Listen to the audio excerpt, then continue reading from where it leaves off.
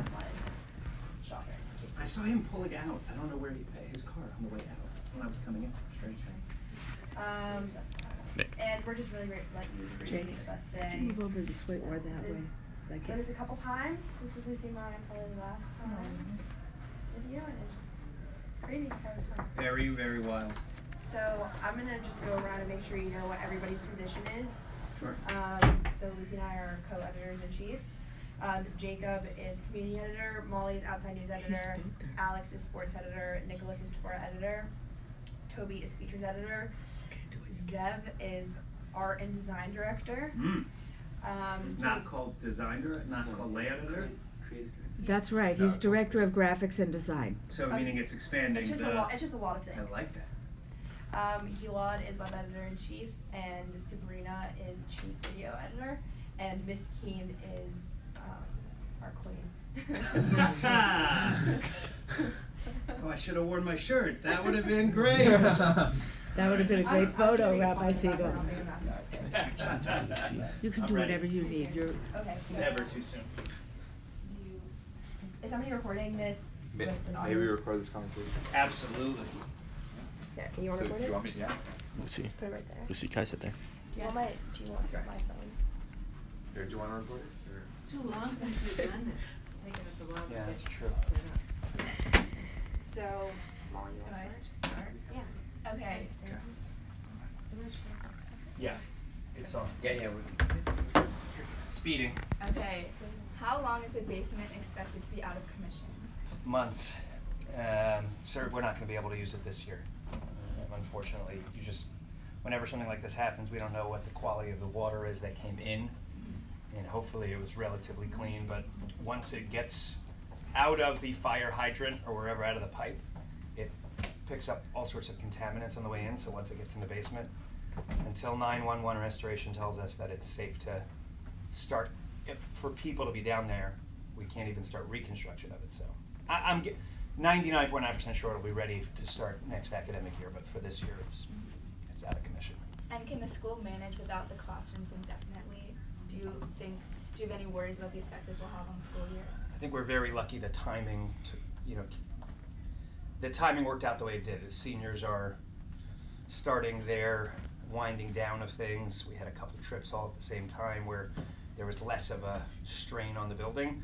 I think even if all of the students are here, we have figured out a way to do it. It's tighter than we would like. The basement, when we added it, those spaces was always a luxury. Like we could just add more room and give everyone a little bit more breathing space. We probably could technically still function without it. It's just, it would make the school feel very, very tight. So we're lucky. I think we'll be fine, but yeah. And who's paying for the repairs? School insurance or LADWP? We were going to be doing like a collection from all the students after, once we figure out who threw the rock through the window. No, too soon, Claire. Never too soon. Well, what you do is we actually had a previous flood. In that flood, we went directly with DWP. DWP, I believe, this is what I believe to be the case, self-insures basically. So they're so big that they don't need to have an insurance policy. They just have money from the state budget, or I guess the city budget. And so it's actually harder to work with a company like that because every dollar that they pay out is a dollar that's no longer in the city coffers. Insurance companies are easier to work with. They plan for this. They want to just work through it. They have a department that just works, settles these things. So previously we went through DWP and it was actually quite challenging and it took us a long time and we ended up having contractors that had done the work to remediate, they have to take out all the water and remediate the downstairs. And they hadn't been paid and it just got very, very messy. So this time we're going through our insurance because it's not our fault. It doesn't increase our rates or anything like that. And they're going to work directly with DWP to take care of it. So the school doesn't pay for it. I mean, I guess we have insurance so that we pay for that insurance and they're going to help navigate it, but they're going to work through it with DWP. And is there any chance that Shalhevet will benefit from the renovations in the long run? Like, for example, the wall that sprouted the gushing was from the old building, so will that be replaced? I have no idea. It's a good question. Do you know who would know, who I could ask? Sarah Emerson. I asked her. And what did she say? She didn't really know. We don't know. I would. That's a good question to follow up with us. I mean, listen. Anytime anyone who's had a flood in their home will tell you that it's annoying and horrible and frustrating and difficult to deal with. You can fix things. I mean, like, you can deal with things that maybe were issues that, now you can change that wall from the old building to the, make it a new one, or you can, I don't know, we can repaint in different colors if we didn't like the previous ones. I guess it's an opportunity. So I get that's all I would. I don't know the answer to your question, but if something needs to be fixed and it's an opportunity to fix it or replace it, we'll do it. And CBS News said that the break in the water main Wow. was reported by the city at around 1:30, and then Edwin discovered it around 6:45, so it was gushing for around 5 hours. Do you know who the hero was that actually stopped the gushing? Because it obviously could have been much worse. I don't know. And if you don't know, do you know who I could ask? Would know. Who stopped the gushing? Yeah. Like, who caught it? Jose, I think I got a picture from Jose in the morning saying, the water's here, but I'm not sure he was able to stop the gushing. I think, didn't the gushing have to stop at the DWP level? And then we got lucky and it stopped? I don't think he, plugged the hole with his, but, I have no idea. But I think it just settles at some point, meaning the water doesn't keep going. It's not like where it's like a fishbowl and it keeps filling up and Jose's up there trying to keep his breath and then go underneath and fix it. It's more like, I think it just settles. The water finds its level all over the place, and for us that was, it was pretty high. I mean, it was a couple, I think, feet up the wall. So yeah, I don't know who. No, you could ask Jose or Diego. Okay. I think one of them. I could check afterward who texted me if you Okay. want. Thank you so much. Sure. Yeah, starting with the easy stuff, huh? We also wanted to know a little bit about the encounter program you did. So can you tell us a little bit about what you learned from it? What I learned from it. Learning is something new. So I learned that I think it's really important to always meet people who don't share your perspective on things, and to actually meet them if you can. And that I think we form our opinions about a lot of things based on very limited information. And I think going to meet these people and interact with them and encounter them and just hear from them, it didn't change my love for Israel, and it didn't make me feel like, oh my gosh, Israel's somehow less ethical than I thought it was. I think Israel's incredible under these circumstances, but it did humanize some of the conflict for me. I would also say, I had one other thing I just wanted to say right now. What did I learn from Encounter? There was something else I wanted to say and I just forgot it. Do you think that this perspective, if you remember, do you think that this perspective is something that should be shared with the students of Shofet? I think everything's at an age-appropriate level. Should be shared. I don't know that I was ready to hear it. I mean, I've gone on it twice now. Mm-hmm. So, and I'm now 40-something, 43. So I went when I was 40 and I was 43.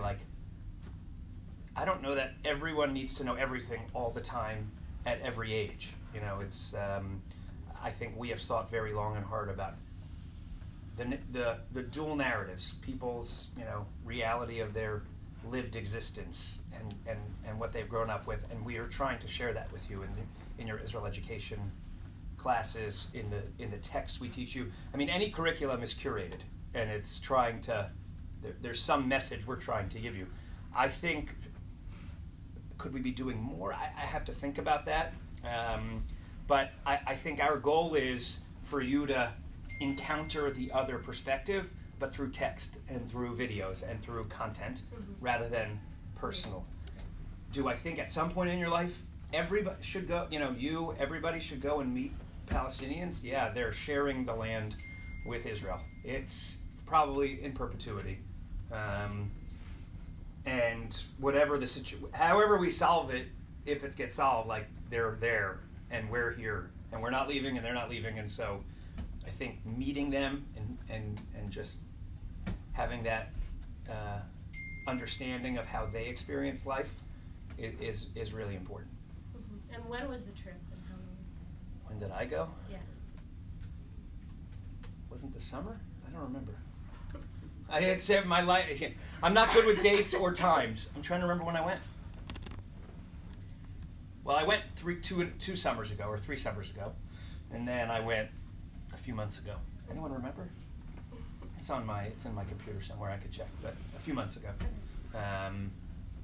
Yeah. So yeah, I mean, again, it's an important trip, I think, and I think this is true of anything. Like, it's not just of the Palestinian-Israeli issue, conflict. It's anyone you have a problem with, or a challenge with, or a really difficult situation with. If you're not going to talk, so then like you're just going to assume the worst, and it's going to become an intractable situation, and you will always assume the worst of the other person, as opposed to you meet them, you sit down across from them, you talk to them. You start to at least assume the best. You realize that there's a lot of fringe, fanatic people. They don't represent everybody.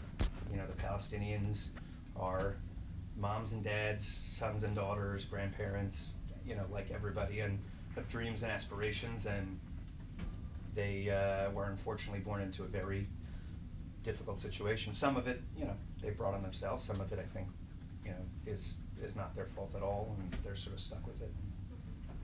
Yeah. I don't remember what I wanted to say. I thought it was really important, but clearly not. Good morning, Rabbi Segal. Good morning. Coach Reamer. Woo! Yeah. Coach, I'm the sports editor. Coach Reamer told us that we do not want to have anything to do with them in response to allegations that Coach Leroy Schwartzberg of Valley Torah gave Palm Springs Firehawk plays ahead of their playoff game in February. Yesterday, I interviewed Chris Howard, Palm Springs' head coach, and he told us that Leroy only gave Palm Springs one piece of information, which is that Palm Springs should play zone defense against the Firehawks, which they never even did. What is your reaction to this? Which he said it never disputed it. Right, and our players, our players agreed. Oh, they did. Okay. What is your reaction to this? And is it true, as we've heard around the school, that Charlotte has decided to stop playing any games against Valley Torah, or maybe not even invite them to next year's Globerman tournament? Can you just, the quote again? I didn't hear that we didn't play zone defense, or we did?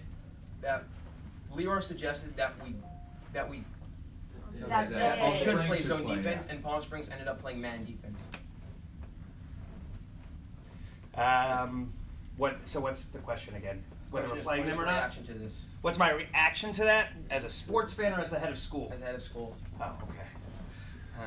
Sports fan, I find it hard to believe that that's what he said, because that's to play zone against Shalhevet. They're much bigger than us. That would be silly. They're a much faster and stronger team. Palm Springs, they should have played man against us. So it would be strange to recommend that you play zone against a team that's a good shooting. I mean, the whole thing doesn't make sense. But, okay, as head of school, that's the first I'm hearing of it. I appreciate it. I would definitely, I will include it in my follow-through on this and following up with Rabbi Stuhlberger. I've really just been in contact with him as he's the head of school, and sort of that's my interface with Valley Torah. We've had a very, very positive relationship with Valley Torah over the last few years, certainly during my tenure, not just athletically, broadly. And so this, this incident really put a little bit of a crimp in that, I think is the word. Maybe a wrinkle in that, I don't know. And so, yeah, I told Rabbi Stuhlberger that for the time being, while Coach Schwartzberg is the coach at Valley Torah, we won't be playing them in boys basketball. I don't have some sort of, this is not a thing that speaking to, about broadly, we'll still continue to interact with them, but my sense, and again, I'm happy to, this is new information and I will follow up on it like I would with any new information. My sense is that we will continue to not play them in basketball. Meaning, I hear what Coach Howard from Palm Springs is saying. From the other evidence that I gathered as part of this, discussion, I find it hard to believe. So.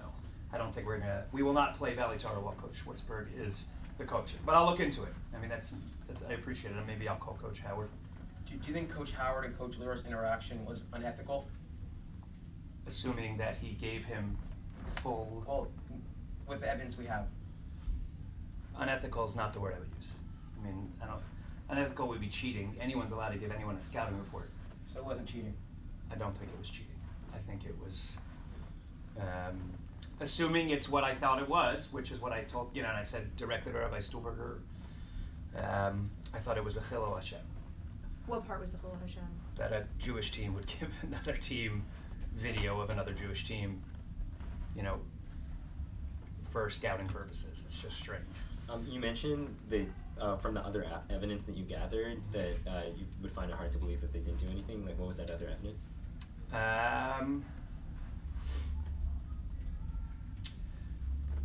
It's a good question. And I know the answer to the question. I'm just trying to decide if I want to share how I came to the decision. I won't comment on it. Meaning, I feel sufficiently confident that stuff was shared beyond don't play them zone defense, or play them zone defense. Just having spoken to a number of people, seen the game myself. So, yeah. No comment. That was lots of not comments. Yeah, I know, right? For no comments. Ooh, the outgoing editors are being mean and feisty right now. It's okay. It's okay. It's okay. So, to remind you, I'm the features editor, Hey. and I'm going to be asking about teachers on social media. Mm-hmm. So my first question is, we know that all the teachers are not allowed to be friends with students and vice versa on Facebook, but do you think it's appropriate for teachers to have a public Instagram page open to students? Can Instagram pages be closed? I have no idea. It can be made private. Yeah. Oh, they can be made private. Yeah, this is like an evolving issue that we are figuring out as we go. Meaning, I don't even know enough. I probably should know more about Instagram, both because I have children who are thinking about using it myself, or are using it, and because it's an issue at the school. We're talking about it now. I mean, I was talking with Mr. Wessel a little bit about it a week or two ago. I assume over the summer we'll formulate some policies and discuss them with faculty. Just as the issue, new issues with technology are constantly coming up that we're not anticipating. So, do I think it's inappropriate? No, it would be great. Do I think the world is super complicated right now and everybody's, with the access and the information and politics and, as an educator, creating the environment we want here, and there's a million pieces of it. Probably better for faculty to have closed pages. But again, I don't know how you do that. What have those discussions been about? Just about how to formulate a plan? Yeah. Okay.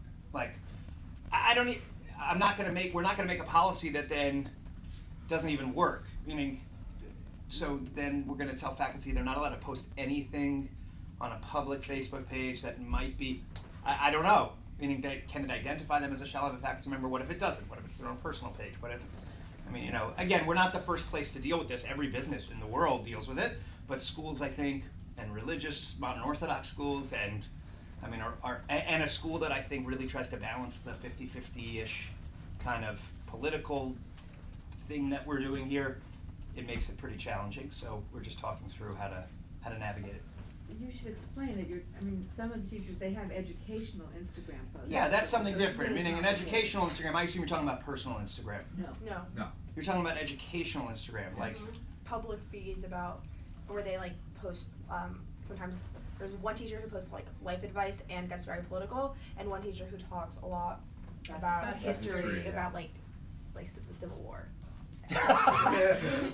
Does his name rhyme with Keith Harris? Yeah? Yeah. But the other one is a little more political. Yeah. And again, we love Mr. Roosh and we love Dr. Harris. I think we're trying to figure that out. I think, Mr. Roosh runs, he's the faculty advisor for already a club that has political viewpoints. I think I don't know if he shares exactly all their viewpoints, some of them, but he's certainly an ally of YAF. He reads a lot.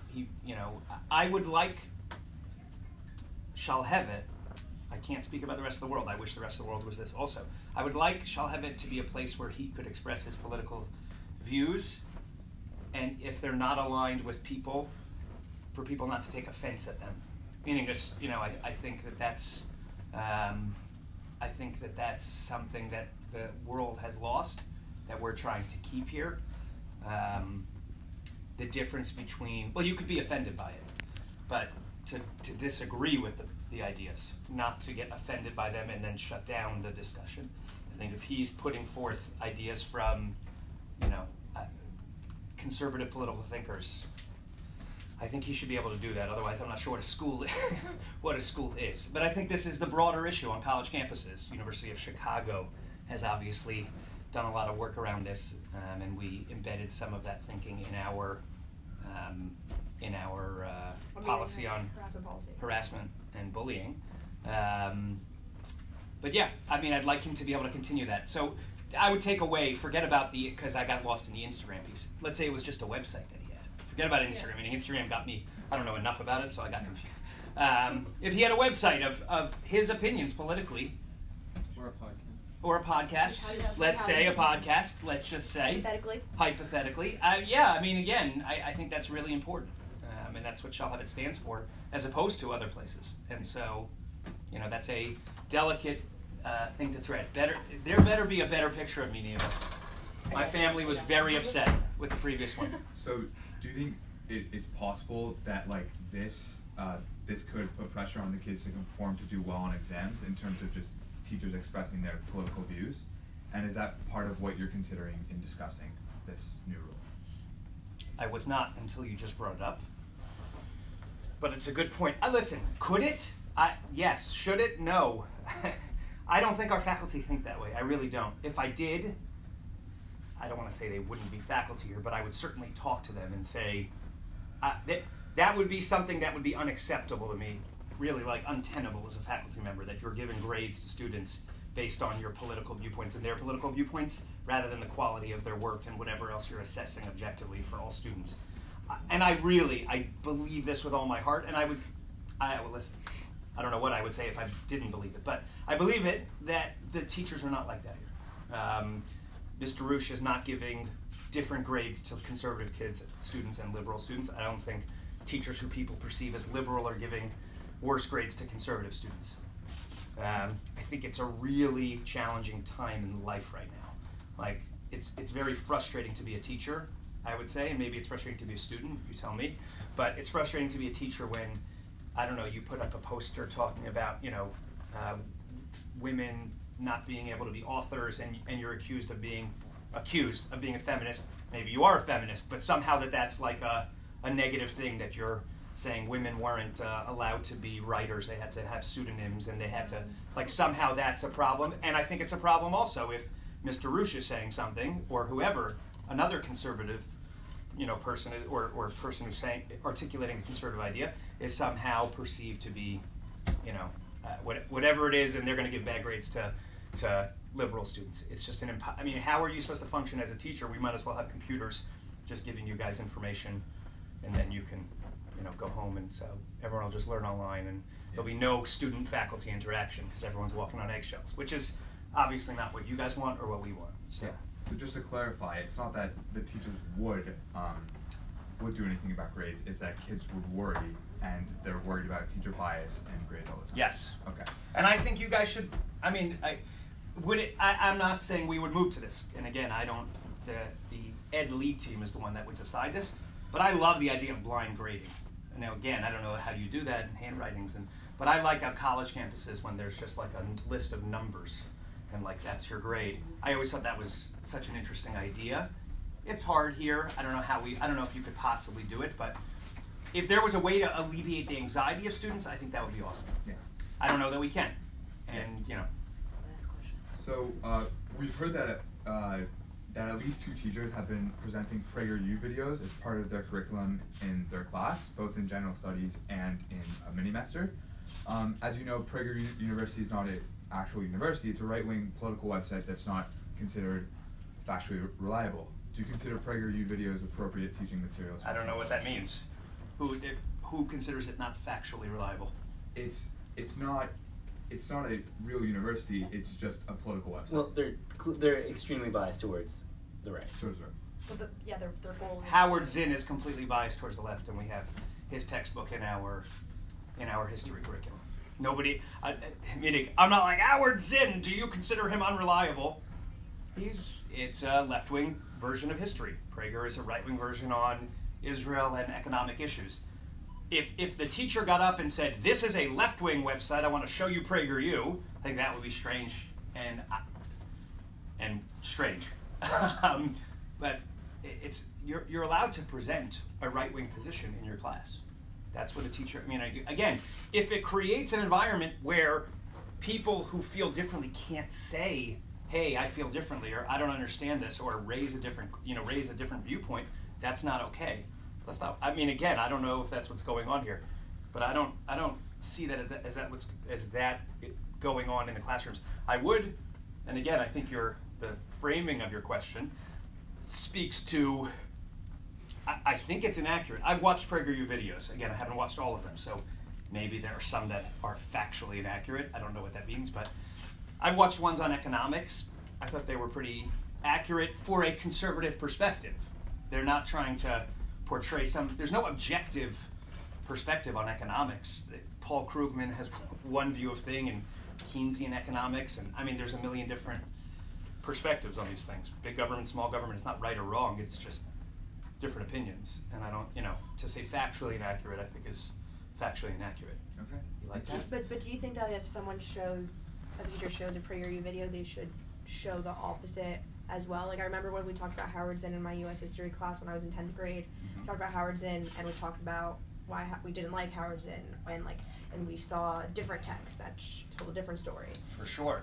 Listen, I have not had that conversation, so I don't know who the people are, but if students were, I would say to them, and I would say to, say it again? It happened during one of my mini-masters. Okay. Yeah. You make it sound like it was something horrible. Are you all right? Yeah, I'm traumatized. Yeah. No, it was brought to the attention of one of the principals too. Yeah. That it was, as I understood it was not presented as, here's a right-wing video, it was just presented as fact. And so that, I think, I'm not sure the question's been that clear, but that's what they're trying to get. Obviously, no one would ever question giving opinions and saying this is opinion. It was just like, we were talking about is anti-Semitism within the Muslim world, and we watched a PragerU video of one of those reformed Muslims who was like, I was raised to hate Jews, and now I love Jews, and I denounce my Islamic beliefs. And were they a member of, like, is it the son of Hamas? Is it a particular? No, it was just some random guy from Cairo. Yeah, I mean, I assume that guy wasn't lying, whoever that person was. I think it doesn't paint a full picture, and that's why I love Shalhevet. I love that the students here are not, running around now screaming, all Muslims hate Jews, they were raised to hate Jews, everything is terrible, and they're like, okay, we saw a video, and now we're discussing it. That's what makes Shalhevet great, from my perspective, and you guys, different than most students, is that you see a video from PragerU, you take it for what it is, and you can discuss it. By the way, so yes, I'm a big believer. Well, again, it depends on what the mini-master title was. Was the mini-master title, and what was the mini-master title? Anti-Semitism and globalization. Okay, so I don't think it's such a crazy, meaning you're going to have to hear from the Museum of Tolerance, and you're going to have to hear from the ADL, and you're going to have to hear from all of these places. Yes, I do think if any teacher wants to give students a full picture of things, which is what we're aiming for here, then it would be helpful to show a video or some piece of content that showed the very large percentage of Muslims in the Middle East who don't hate Jews.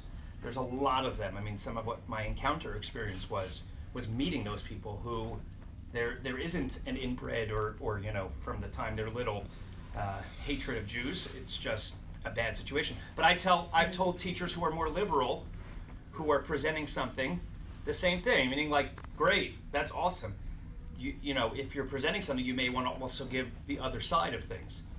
That's just pedagogically what I think is wise. Thank you. Rabbi Segal. Yes. Sorry. Move on. Yeah. I'm the Torah editor. So what is the halachic reasoning for why girls are not allowed to wear pants in school? I disagree with the premise of your question.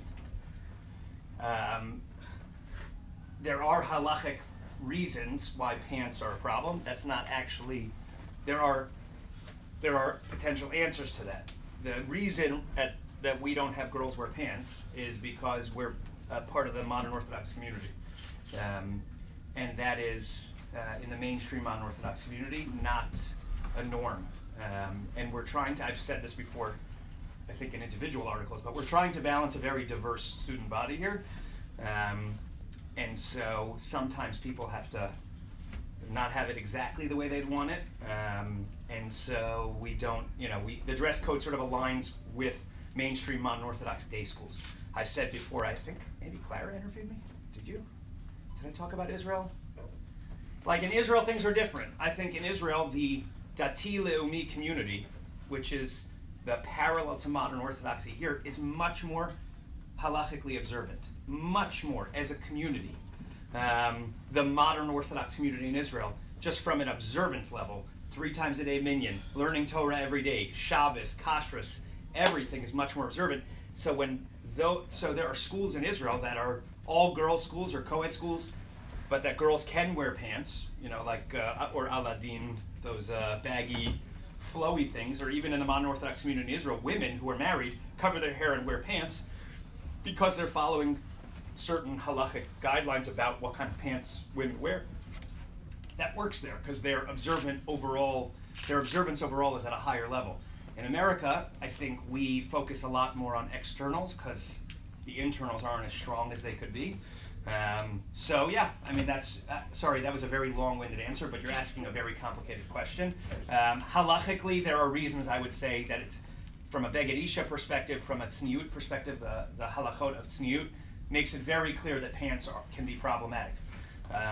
I think there are responses to it technically, meaning Beged Isha, you could have pants that are specifically designed for women. The other problems, which I'm happy to talk more about with you or at a different time, this is like more of a shorthand version, could be addressed technically. The Aladdin pants, for instance, those baggy things, those could be, would be fine technically. But from a dress code, modern Orthodox mainstream perspective, we're trying to align ourselves within that. Does that make sense? Yep. Okay. And so what is the halachic reason that girls are allowed to wear sweatpants on Shabbatons and some but not all school trips? What is the halachic reason?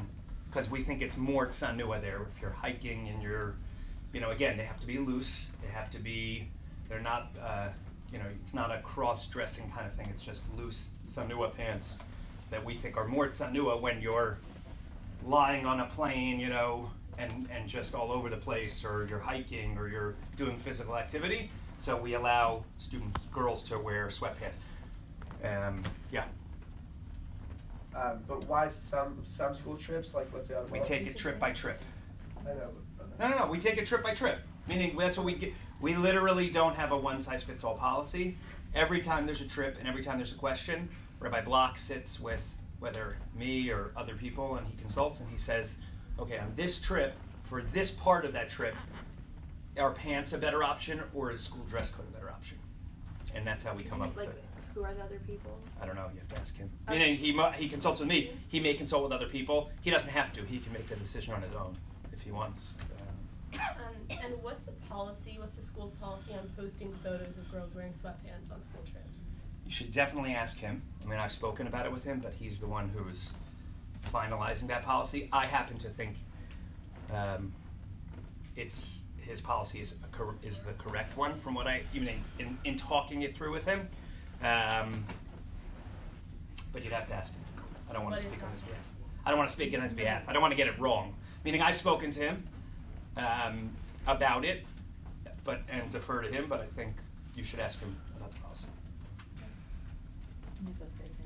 Thank you so much. Sure.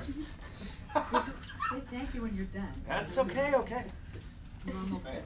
Hi. Hey. I'm going to be asking about the chesed trips. So first, do you know how much the trips cost? $350. The most recent one to Phoenix. Yeah. I think so. Per person. Per person. Per person. Okay. Yes, it's included in tuition, Right, yeah, but you're yeah. asking how much it costs to run, I assume? Per person? Yeah. Okay, awesome, thank you. And aside from the cost of the trip, it was 3 days of missing classes, and there was, we don't have the exact number, but it was under 3 hours of actual chesed that was being done in Phoenix, and 4 hours on, sorry, that was on the junior trip, on the sophomore trip, and 4 hours on the junior trip. Who decided that the trade-off between like the positives of like what is done on the trip versus like what was missed is worth it in the cost? The upper administration. All right, and do you support that decision to go on these trips? I do believe a multi-day chesed trip is a very valuable experience for our students. Right, but seeing, what would you say that the goal of a chesed trip is? To do chesed and to bond with your classmates. And would you say that there was, seeing that on the trip there was the vast majority of it was bonding, would you say that that's something that... Right, so I don't know. Meaning, sometimes I think the context of things is important. We wanted to have a retreat for every grade. We thought bonding was super important. So we were going to have a 10th grade and 11th grade bonding trip, period. No chesed involved. We're like, okay, that sounds great, very important. Definitely worth missing class for students bonding with each other and having a cohesiveness and camaraderie is part of what we're trying to accomplish. Here we do it a school-wide, Shabbaton, and we do lots of school-wide things, but what about just your grade? So we were going to do that. I don't remember who. Could be me, could be somebody, I don't even know. Someone said, well, why don't we add a chesed component to it? Wouldn't it be great if the bonding had some meaningful piece of it? And so we started chesed trips a few years ago. Do I think some trips have a better chesed component than others? Not even probably, it has to be. I can't speak to the Phoenix trip chesed, and how many hours and what you did and what the nature of it was. So yeah, I mean, I think it's worth it. I think taking students away as a class to bond is worth it. To layer on top of it a piece of chesed, 3 hours, 5 hours, 10 hours, I don't know what the number is. I know when they went to Houston they did a ton, because it was from night till morning. This was more of a, I think it's definitely worth it. I think if you look at it as only a chesed trip, so 3 hours sounds like probably not enough. If you look at it as a bonding trip with some chesed on it, which I think it's both of those, then it's fine. Could it be more? Sure. Next year we're running the trip in-house. This year NCSY really kind of programmed it, and I'm not blaming them. Our faculty worked with them and created the itinerary. But next year, we're working on them in-house. Malky Hammond, who's a new faculty member, is going to be planning them and running them. And maybe that's great feedback to give her, like, hey, the student, I don't know if it's coming from students or parents or everybody, I don't know what, or teachers. We'd like more chesed, less bonding time out of the. That's how we go. Would you say at the moment it's primarily a bonding trip with some chesed on the side? I don't view things that way. I think, people are like, do you have 50% general studies and 50% Judaic studies? I'm just giving you a parallel example, and I'm like, we have enough for both. That's what I'm aiming for. Whatever it is that we need for that trip or for the curriculum, we're trying to aim for enough for everybody and what they need. So, I still would call it the chesed trip. I think that was the theme of it as you're going. It sounds like you feel like, or the student, or you at least, feel like there wasn't enough other students. So if it sounds like they feel like there wasn't enough chesed, great. We should put more chesed on the trip. I wouldn't say it was more one or the other. The whole purpose of it was to go somewhere and to do something positive for others while bonding with your classmates. All right. And do you think that could be accomplished, somewhere closer, not the 8-hour drives? I think there was definitely a sense in talking with faculty that this was not, meaning if we're going that far, we might as well fly somewhere and do chesed at some place that needs it, or be much closer. The bus ride seemed to be long for what the trip was, but that's just relative to the trip, not a chesed piece or a bonding piece. It was just like, why are we on the bus for so many hours? We either should go a little bit closer. There's something about getting out of LA from my perspective. I mean, I think there's chesed to do here in LA. We could do chesed any time in LA. Right. I think there's something nice about going a little bit further. Everyone's out of their element. You're in a new place. You're experiencing it together. So yeah, I think either you drive closer or you fly and you can go somewhere further, but the amount of time on the bus seemed to be long relative to the trip. All right, and last question about this. Currently, students get 25 chesed hours for going on the chesed trip. Oh, really? Yeah. What? Yeah. I wouldn't give you guys 25 hours. So, to go to the chesed trip. But again, I'm not making the final decision on that, but if I were weighing in on it, I would say there's no way. That's crazy. 25 hours. I mean, the silliness is we could just lower your requirement by 25 hours or 22 hours and then give you 3 hours for the trip. And, you know, I mean, we'd all be, I mean, we could do that also. If that's the issue, meaning someone may say, like, how are they going to get to 40 hours? They've got so many, I don't know what. Is that how many you need to do? 100. 100 total. By the time we graduate. That's what I meant, sorry. So, yeah, I mean, it may be just like this is 25 and that's 25, but I wouldn't give 25 for this trip. Thank you. Okay. Excellent. So we know that you're aware about the culture of cheating in high school, you know, with parents bribing officials, but also with like kids cheating on the SATs and even like just tests here at Shalhavet. And like part of the reason people cheat is because they're really concerned about getting into better colleges. And at town hall a couple of weeks ago, students said that so many kids cheat because not cheating puts them at sometimes an unfair disadvantage. So with all that in mind, I have a couple questions about that for you. Sure. What do you think the administration of a high school should do to fight back against this cheating culture?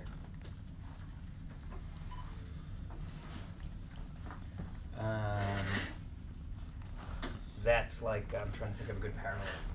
I think we are we're a piece that has importance within it, but I think it's such a massive societal issue that I'm not sure we have as much control or power as you might imagine a school has over this issue.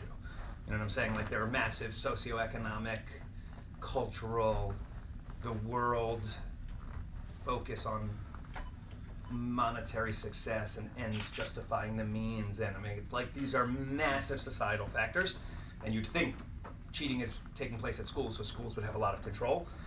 I think we have less control, unfortunately, than we think. Things that we're trying to do are emphasize the process more than the end result. We talk to teachers about, you know, being smart about the way they give quizzes, but again, or tests, but that's just shoving the problem down. You know, like, you're just making it go underground if you are rules and, you know, it's not just, you can't just address the symptoms, it's not the symptoms, you can't just address the system. You know, like, make them take it on Schoology and it randomizes the answers, and yeah, like, then you're just going to cheat later in life. So even if you can't cheat now, you will find another way to cheat. You will find another way to get to the, you know, to your end.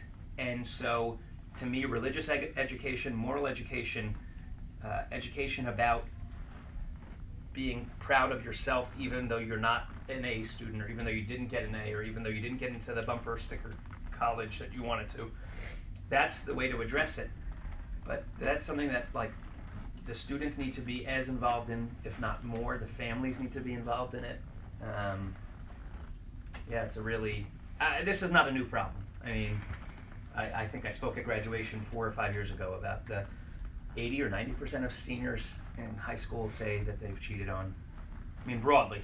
There's cheating scandals at Stuyvesant, and I mean, you name it. The best schools where the students are the smartest and they're the brightest, and they're still cheating. You can't, you know, if there's an outside pressure, it's going to make people do things that they shouldn't, and maybe even convince themselves that it's okay to do. Okay. Is it possible that the praise of students getting into prestigious colleges in the email that you just wrote might contribute to that toxic? Yeah, absolutely. And I felt insanely torn about sending that email. Yeah, I still don't know if I should have sent the email. Unfortunately, I don't know that I mean, I wrote about it in the email why I sent it. It was wild to me how many parents I met with in the admissions process who said, you guys don't have APs. I've heard the school's academics are just going down. I heard the kids aren't getting into good colleges. I'm like, okay, I don't think that's accurate, but, you know, I appreciate that. Go sit in on our classes, go talk to our students. It's awesome The teachers are great, the students are great, the education here is great.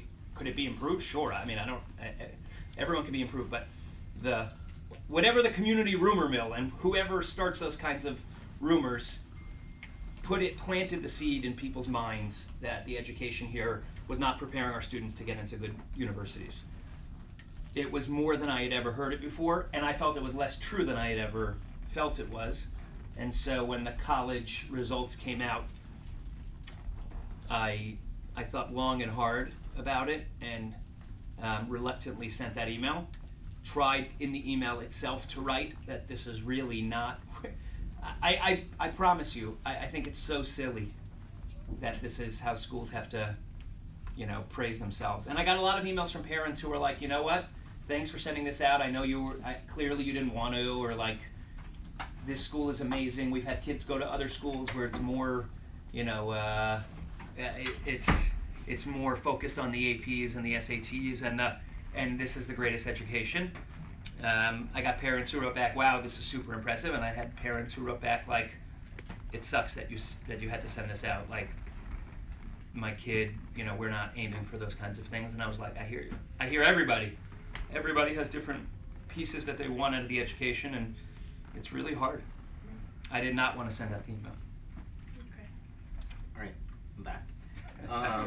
Thank you so much. Sure. So after the fairness decision with Donna Grumpelt and Rabbi Schwartzberg, I interviewed Jordana, who said the committee had a meeting with you, yeah. Where and the quote from her was, we gathered that the Fairness Committee should handle the gray areas and situations that happen in our school rather than things that are clearly stated in the handbook. And would you agree with that? Yes. That was what I was trying to communicate to them. All right.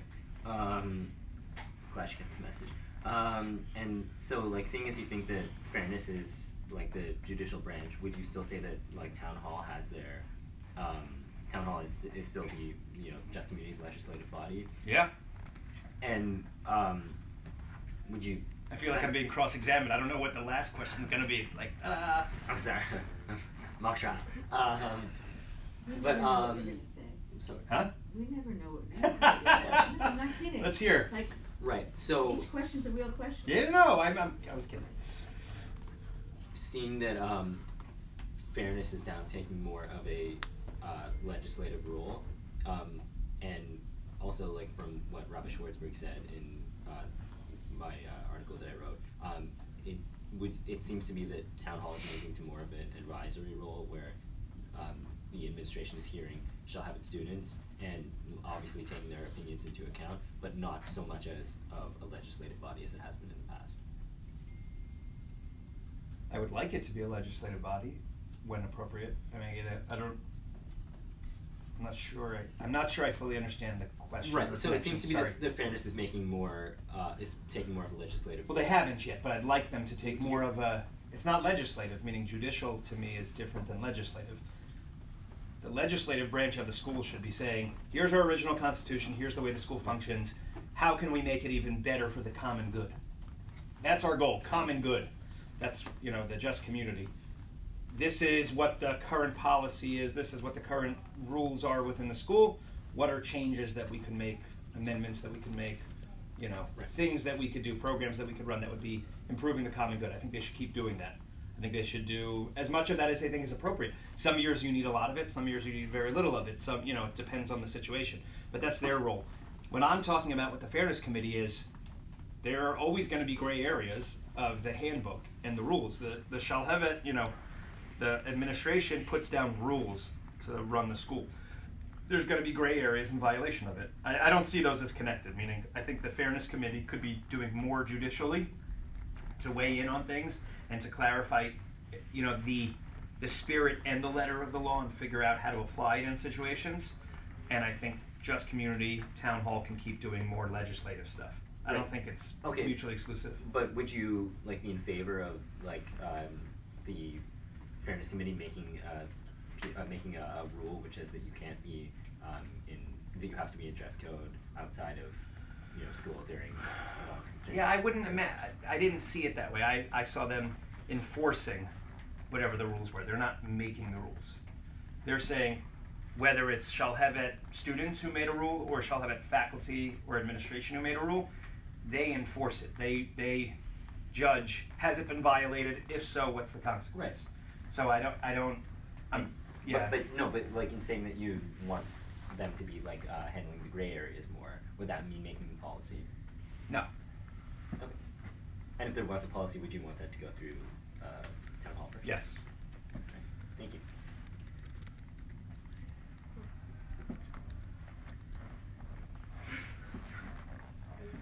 Go ahead, Claire. Okay.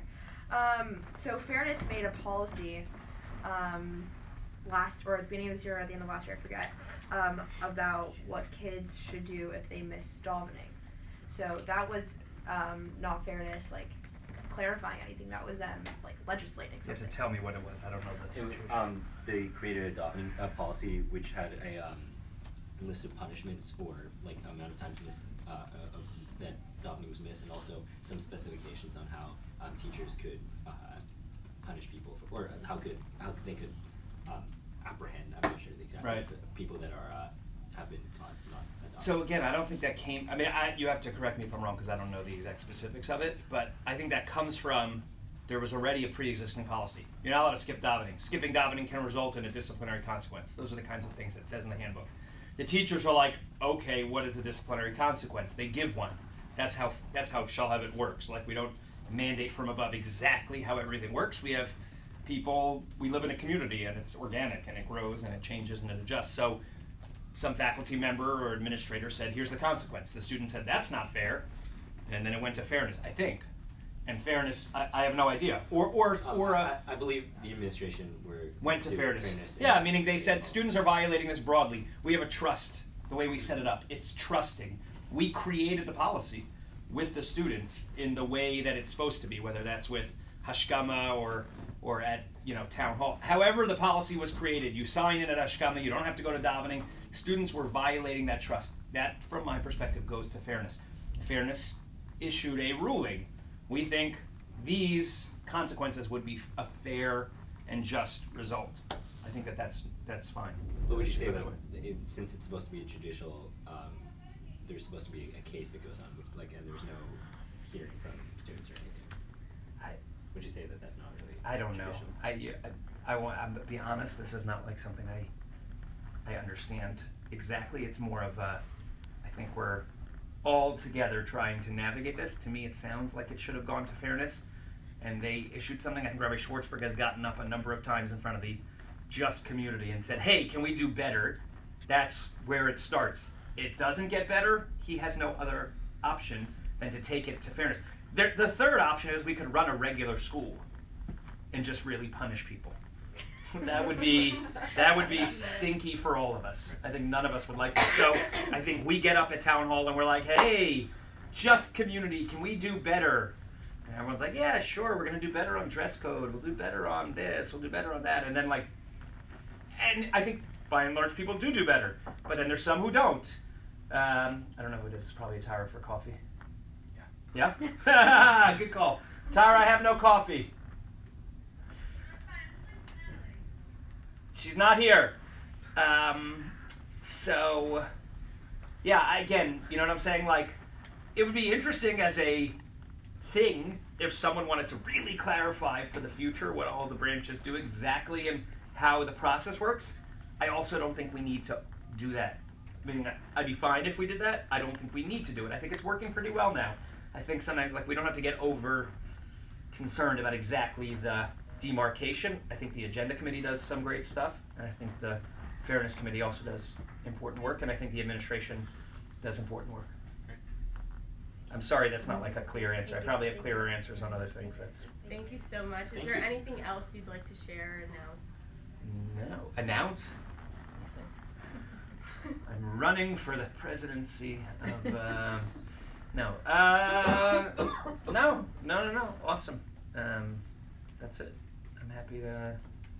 Those are all the questions. Nothing else? I'm trying to think. Anything else? Did we... New staff? You know who's coming next year? Only the Chesed person. Oh, and Natalie Wiseman, do you know also? Oh, she's awesome. She is going to be the Mashkicha Rucha. Sorry. That's Malki. Malki is running Chesed Mashgicha Ruchanit. Natalie is taking over for Josh Meisel's type role, where we're starting this fellowship apprenticeship, which Josh came in under, where teachers with no experience basically are mentored very heavily and have a very reduced workload, so they can try out teaching. That's what happened with Josh. He started like teaching a class and working in student support and doing chesed, and some things were great and some things he didn't like as much. So then this year he was a full-time teacher and now recruited away to Seattle, which is their gain, our loss. So now we hired Natalie Wiseman, who's I think an accountant / mom, and she is going to be a fellow. So that's pretty cool. I'm trying to think. We also are doing that. We're hiring an apprentice or fellow for the business office for Sarah Emerson, the third Maccabee that we're hiring. Oh yeah. Oh, Joelle, we're throwing it down with the choir hawks. Yes, we're hiring Nachum Joel, who is going to be moving here with his wife Katara and 2 children, and Nachum will be the fellow in oh my God. School leadership. He's so recognizable. He's like maybe the most recognizable of all. Well, no, Noe's the most recognizable. Don't be offensive to Noe, please. Rabbi Block was like number 4. Yeah, but Nachum is. Like I totally know who that is. Oh, he's the guy. Yeah. That's so funny. So he has an MBA. He's been selling insurance for 7 or 8 years. Not finally, but I think he's always been itching to do something much, much, much more meaningful in his life. And so I've been talking with him for a while about it, and we've been thinking about expanding this fellowship program. It's called the Shalhava Fellowship? You can call it what you want. I made it up.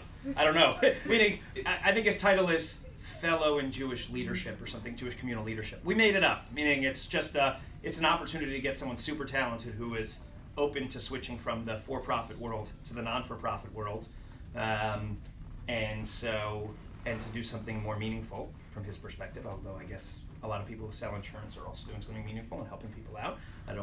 There's nothing wrong with selling insurance, for all the listeners who sell insurance and readers. But he'll be coming, and we're super excited. He's super talented. Yeah. He's working the same thing Josh did as a teacher. He starts off, he's teaching a little bit, he's doing a little bit of student support, he's doing, whatever. Nachum's going to be involved in supporting, the operation of the school is fairly large at this point. We're actually on an HR level, like hitting certain thresholds where our retirement plan now has other obligations that we have to do in terms of filing, because it's got 120 people in the retirement plan, meaning anyone who's ever been at Shalhevet has a plan. We have X number of faculty that requires certain things. So he's going to be helping from an HR perspective, budgeting perspective, financial aid perspective, building perspective, fundraising perspective. He might even be involved. He's also awesome, so he might be involved in student activities like just attending stuff and being part of it, or being a mentor, for our advisory program, or we don't know yet. He's excited about trying out Jewish education. We're excited to be a school that people look to for that kind of mentoring. Meaning he chose to come here. I think he had a number of other options. I think he saw this as a real opportunity to be mentored by someone like Sarah, who's incredible, and lots of other people in the building who have a lot of great experience, like Cheryl's super experienced at development, and so Nachum is going to work with her, and he can work with Natalie and see how you run an admissions office, and he can work with, you name it, and then, in a couple of years, he'll be able to go and become whatever he wants, whether And they're paid. Yeah, yes. It's like all fellowships, it's a reduced, everyone's benefiting, and meaning Nachum is not doing this to get rich. Not that he's going to Jewish communal life to get rich, but you can earn a good salary running a Jewish school. You can't as a fellow, but that's part of it, meaning it's like an on-the-job education kind of thing. In Europe, they have apprenticeships all over the place. People don't go to graduate school, they go instead and they apprentice with somebody, and that's your sort of graduate education while you're making some kind of salary. So, again, I wouldn't share compensation figures, but it's not paid as a regular person. It's more of a starting salary just so someone can put food on the table kind of thing and live, but it's more of an education while you're making some basic salary. So just to be clear, he's going to be the business apprentice? I don't know what the title is. He's going to be the fellow. We're not calling him, it's not an apprenticeship, because in America that's a strange title. Nobody knows what that means, but it's a fellowship. And then in year 2, who knows what? Meaning Josh started as a fellow.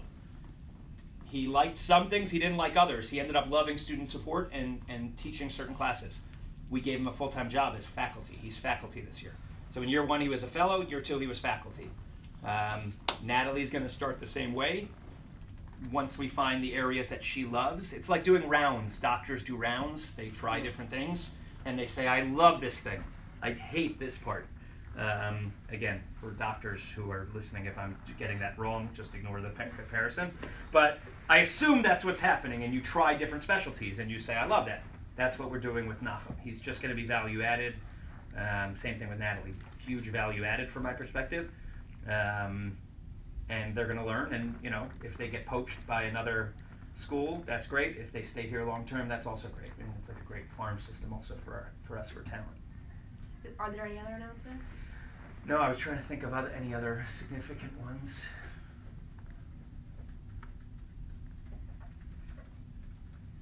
No. Oh, can you tell me about the new Bateman? Do you know anything about the new Bateman Drosh thing for 11th and 12th grade? Oh, yeah, that's cool. You should ask Rabbi Block. But yes, we're starting a Beit Midrash program, which is, to me, very exciting. I feel like we've done a really good job. Do you have 4 more minutes? Yeah, okay, I don't know. I don't want to... 4. The thing I love about working here is that we're constantly in, like, self-reflective, improving our practice, improving our commitment to our mission mode.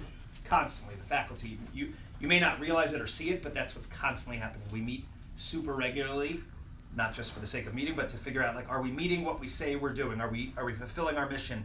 Whatever it is we're striving to do, are we doing it?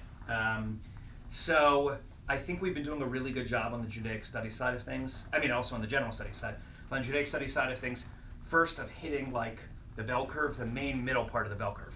Then we've expanded it to AGS and to, our Mechina track. We don't call it Mechina, but Derek Gorman was teaching students and, like, bringing them in. Then we expanded it to include student support for Judaics this past year, or the last 2 years, little by little. Tara's been working with Josh, and we want to continue that and expand that because we think, students who have learning needs should also be able to be involved in our Judaic Studies program at some level. And so we've expanded that way.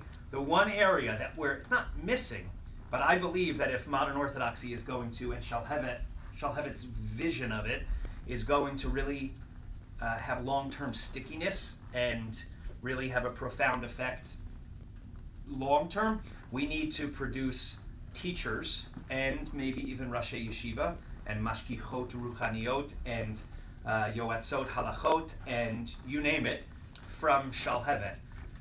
We can't just leave that to other schools. So there need to be people who have come through our system who have experienced Shalhevet's unique brand of modern Orthodoxy and Jewish education who want to go into teaching and who want to go into rabbinic leadership and want to be Rashi Yeshiva. And I think to do that, you need more Torah learning even more Torah learning, not more Torah learning, even more Torah learning than we are currently giving. I think we're giving great. Kids, boys and girls are getting into the best yeshivot and midrashot in Israel. If they want, if they're willing to dedicate the time, I think we have one more group of students who they may want to make this their career and their profession. And it's a great career and a great profession. And I don't think modern Orthodoxy and our community, not Shalhevet per se, broadly modern Orthodoxy does a good enough job getting modern Orthodox people to go into Jewish education and to Jewish communal leadership. And we usually leave that to other parts of the Orthodox world. Typically more yeshivish parts, and that's wonderful for them, but I think we need our own Rashi Yeshiva and our own teachers to come out of our system also. So that's the goal of the Beit Midrash track. Cool. We're very excited by it. It's the last part of the bell curve from our perspective. Could you explain, so there's going to be training, there's going to be more Torah study for professionals? Is that what No, it's just more Torah study. It's not like they're not getting like pedagogical courses, or they're just going to be learning more. For adults, not kids. Kids. Kids. It's just for students. It's not for adults. Yeah. High school It's students. just, it's just like a different. It's even more than AGS. It's more. Can meaning, you tell like how? you have to ask Rabbi Block the exact, because Okay, fine. it's going through a number of permutations. I don't think it's going to be more. Meaning, breakfast every day. Yeah, no, but it's not just. Meaning, AGS has been amazing, and a ton of people have signed up for it, and it's optional, and that's awesome. But because it's so popular, the like down lost. meaning so that's great, and everybody, meaning way more people are in it than I would imagine would have like opted into AGS. But then that's great. But then you have some students who are in AGS who love it, but they're not as committed to it as other students who really like. Maybe this is going to be their life's work: is Torah, teaching Torah, leading the Jewish community. And I think to lead the Jewish community, you need very strong Torah knowledge. You can't just lead from like your gut and be like, this is Jewish values. Jewish values are from the text and from, we know that from Jewish philosophy classes and other classes. You need that stuff. You need to know Gemara. You need to know Halacha. You need to know Tanakh. You need to know to lead Jewish, to teach and to lead. And so that's part of that's the idea, is to still keep AGS and those students who want to be a part of it. That's great, but to have kids who really want to learn extra, to give that opportunity to them. So to me, it's a mission fulfillment thing. It's not a recruiting thing. It's not like we already are full. We have 260. We can't fit any more students. It's just a mission fulfillment idea that we're doing. And any last? That was a good one. And I almost forgot about Nachum. Thank you for asking. And Natalie, you should find out. Rabbi Block knows Natalie, so if you want to contact her, and I can give you Nachum's, he'll be scared, but you guys can contact him also. I think that's it. Yeah. Thank you so much. Thank you. Lakers GM. I want to be Lakers GM. No, is that open?